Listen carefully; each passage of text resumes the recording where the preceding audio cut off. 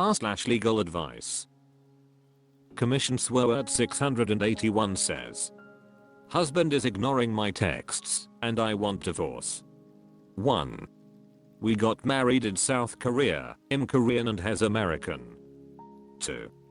We didn't legalize our marriage in the States, but Google says marriage in foreign countries is also valid in the States, but I'm not sure how this works. Hes ignoring me thinking Hes free from every responsibility because he thinks Hes not married in the States. 3. He abandoned everything and ran away to the States while I'm still in Korea and I want divorce, but Hes ignoring all my texts and make this really difficult for me. 4. No kid, no shared asset, 1 year of marriage. 5. Edit. Yes, we are legally married in Korea. Hes a veteran. I don't think he has another family in the States, since I've met his family, army friends and even his boss. Also, I really appreciate you all for your help. I'm going to meet my lawyer this week. Thank you all. Ajping says, yes, your marriage is legal in the US according to US law. To file for divorce in the US, you need to be a resident. But you can file for divorce in Korea, since you live there. GR8Zom13 says, is this a service member? If so, contact the office of the commander of his former base or station and they will contact/put you in touch with the appropriate authorities w/in the dot to get you the benefits you are entitled to while you wait for things to pan out. Also, many Korean lawyers are well versed in handling this sort of thing, w/or w/os service members involved. I recommend hiring one ASAP who can help you through this. Firenathi Fierce says, there will certainly be lawyers near the bases that are experienced in this issue if a husband is service member. The military gives married service members pay with dependents that is intended to help support family members, and the service member can be ordered to pay that portion over to their spouse/children when they are separated or if they have financially abandoned their family. In addition, as a military spouse you are entitled to health coverage, trigger, and some other benefits. GR8Zom13 says, absolutely true the first paragraph. Anywhere a largest presence will have many qualified and knowledgeable folks able to help a local spouse through this. Second, beyond pay, OP would have 100% free health insurance, general access to a spaces worldwide full commissary, PX, fuel purchase, and MWR privileges. Again, that's worldwide, including at bases throughout Korea.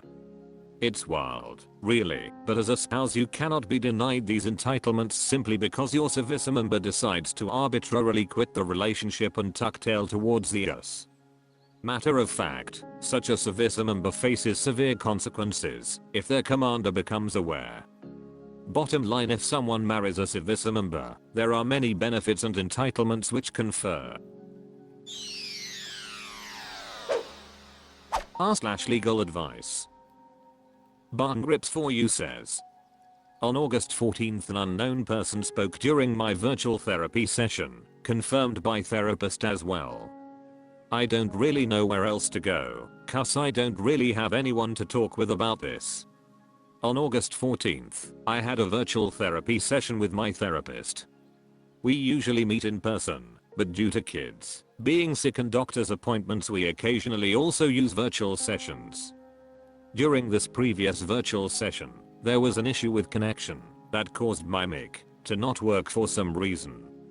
As I was figuring out my settings and double checking everything was turned on, I decided to disconnect the call and try seeing if joining again would fix the issue.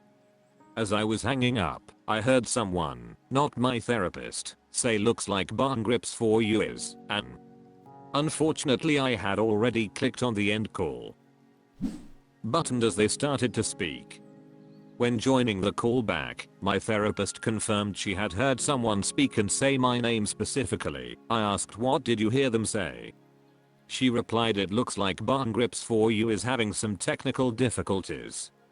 She confirmed what I heard and that someone specifically said my name. She had absolutely no idea who it was. and the office has since made a complaint with a company they use for virtual appointments. But that was weeks ago, and I'm just being ghosted on what's going on. I'm at an utter loss of what to do. I feel like I'll never trust anyone ever again. I had told my therapist stuff that I'd never even said out loud to myself before. I was actually hopeful of getting better. But now I'm paranoid as shit that someone is listening in, no matter what I'm doing.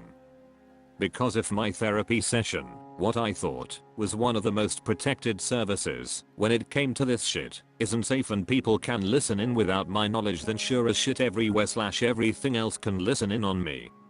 My question is, what, if anything, can I do legally? I feel like this is a HIPAA violation, as I never signed anything saying people could join in or listen in on our therapy sessions. This was also confirmed by the officers I asked if I had signed anything. All advice appreciated.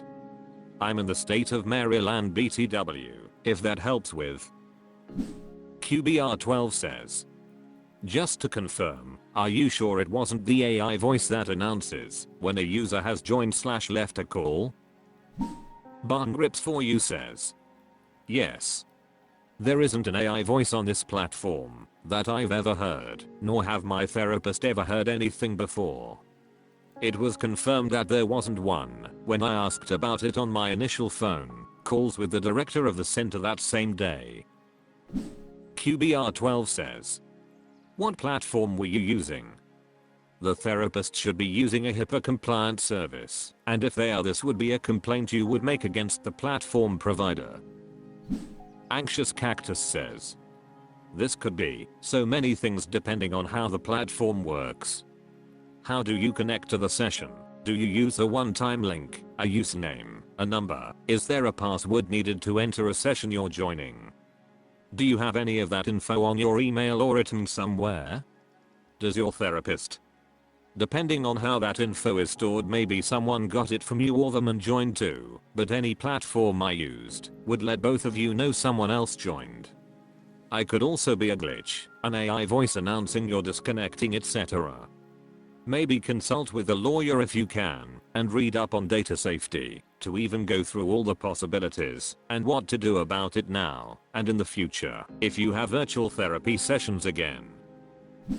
Brock 395 says, hi, I work in healthcare privacy/compliance. Do you recall the name of the virtual care/telehealth program this was on? It's likely HIPAA compliant. Google the name of the program and HIPAA compliant, which means that it may have been a technical support person with that company. Based on what you stated regarding technical issues, this could have been someone with the company. If that's the case, and they are an employee with that company, assuming it's a HIPAA compliant program, their technical support staff is also bound by HIPAA. Your information you share on there is safe. If any unauthorized person accessed the program and heard any information you shared, it's a HIPAA breach. That said, I would contact your therapist's office again and inquire about the outcome on this. r/legal advice. Bowen1 says, my abusive father is filing frivolous lawsuits against my mother to hurt her. My dad has always been embittered about the fallout of a nasty divorce due to his abusive behavior and has vowed to sue my mom for every penny.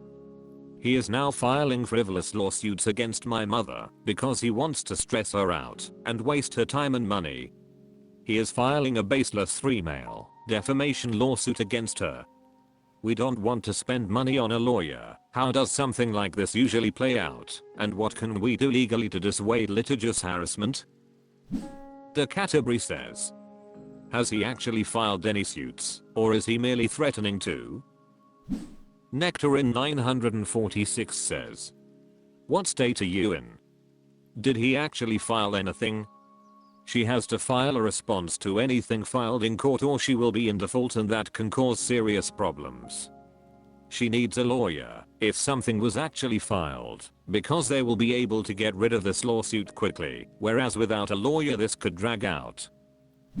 Evil Wraith says, now, she will want a lawyer if he does actually file a suit. Judges tend to frown upon multiple baseless lawsuits being filed, so the ex could be in for a bad time, as well as any lawyers dumb enough to file for him. If she has receipts, she should collect them, as well as any threatening communication, email, text, voicemail, etc. Statusquissolves says, I'm a lawyer, I'm not your lawyer.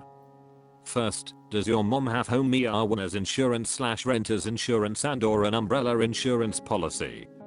Depending on the nature of your father's claims, one or more of the policies may provide coverage and legal defense. Also, generally the insurer's duty to defend, provide a lawyer, is broader than its duty to pay. This means that, even if it's unclear whether a policy provides coverage, the insurer may be required to provide a lawyer to defend the claim. Second, not getting a lawyer can be expensive in this situation. Depending on the claims and scope of damages, your mom could be exposed to more liability by not getting a lawyer. That being said, depending on financial circumstances, this could be something that can be handled pro bono or via a legal clinic. Your mom should contact your state bar legal assistance line for information. Third, if your mom does not get a lawyer, make sure to show up in court. Many times one of the biggest risks is getting defaulted. A default judgment occurs when the defendant in a case fails to show up in court on the dates when the court requires it, or fails to file required papers. So make sure to show up and file all required documents with the court. Nowadays, many courts have good web pages explaining what you need to do. Some courts also have helplines or desks.